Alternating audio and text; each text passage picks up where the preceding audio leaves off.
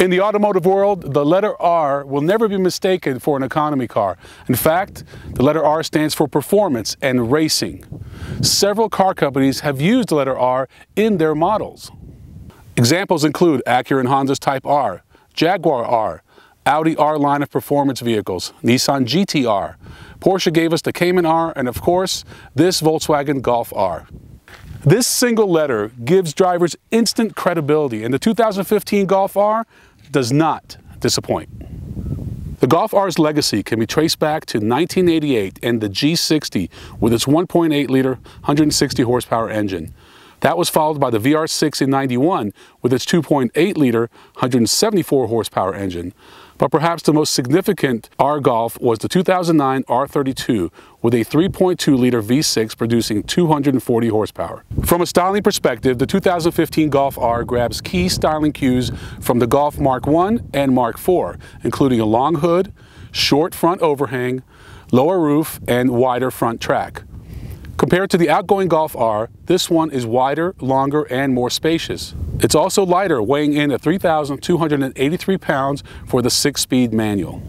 The base Golf R with DSG features 18-inch alloys, leather, automatic climate control, heated front seats, selectable drive modes, LED DRLs, and power driver's seat for an MSRP of $36,595 plus $820 for destination and handling. The only package available on the Golf R is the DCC Plus Navi, which includes 19-inch alloys, navigation, front and rear parking sensors, DCC adaptive damping, and Fender premium audio for an MSRP of $39,090 plus destination and handling. Starting in 2016, a 6-speed manual will be available and will reduce MSRP by $1,100. Both Golf R models feature the following: variable ratio electronic power steering, front strut and rear multi-link suspension, a ride height that is lowered by 0.8 inches versus a standard Golf, and 13.4-inch front disc brakes and 12.9-inch rear disc brakes.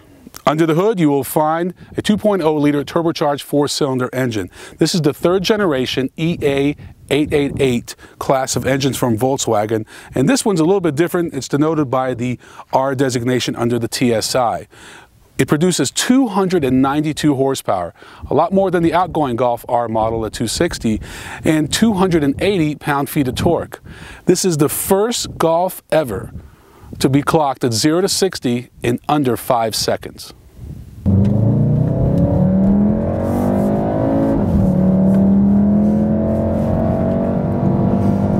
As a daily driver, the Golf R is a true treat.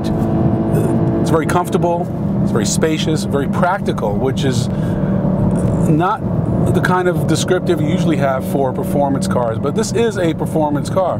292 horsepower, that's significant. I know it's not 400, 500, or 600 like many of today's high performance cars have, but you don't need any more than this. This is a ton of power, and it's very usable power, as I've mentioned before. And what's nice is when you're on roads like this, a vehicle like the Golf R could take an average driver and make them into a better driver, and a good driver into a great driver. It's very intuitive.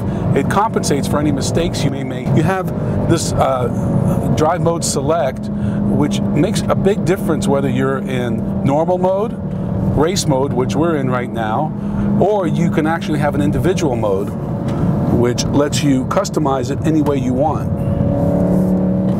Great visibility with this vehicle. A lot of sports cars that sit low, you don't have that kind of visibility you need, but with the Golf R, a ton of visibility and the practicality of a 5-door hatchback.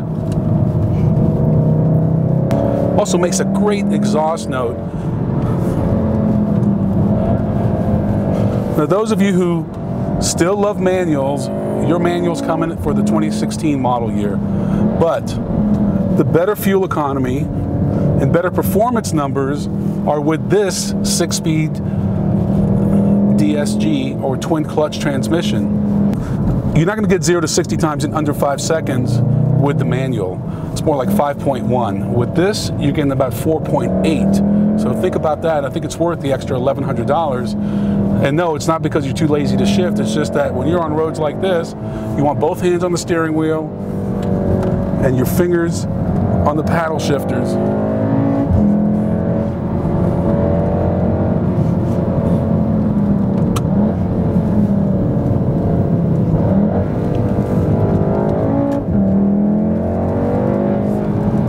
Nice thing about this vehicle, it looks a little more sophisticated.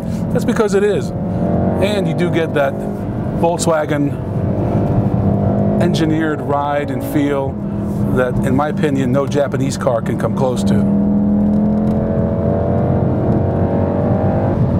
So we're driving the top of the line Golf R with the adaptive suspension. And earlier this morning we drove the one without, and it does make a big difference. I think it's worth the extra $3,000. Plus you get navigation, which you may or may not need. I don't want to talk a whole lot about the interior. This is all part of the Mark 7, the Golf, which just won both Motor Trend and North American Car of the Year. So it's obviously a great form factor, but one thing I'll note is that you are going to get a larger navigation screen starting in 2016. This is still the old 5.8 inch. You're going to get a 6.5 inch one starting next year.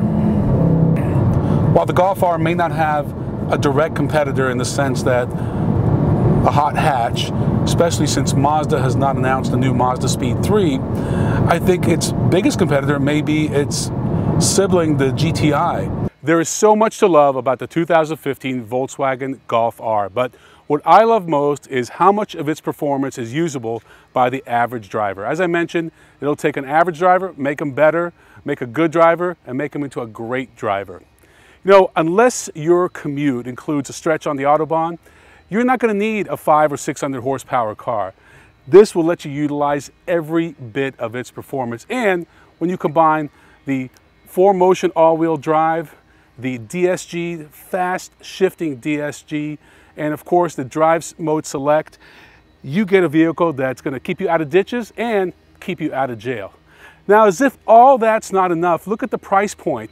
Just a little over $36,000, $37,000. And when you compare that to a GTI, you really only spend another $3,000. You get the bi-xenons, you get the 4Motion, and you get an extra 72 horsepower compared to the performance version of the GTI, and an extra 82 horsepower compared to the regular GTI, and 30 miles to the gallon, and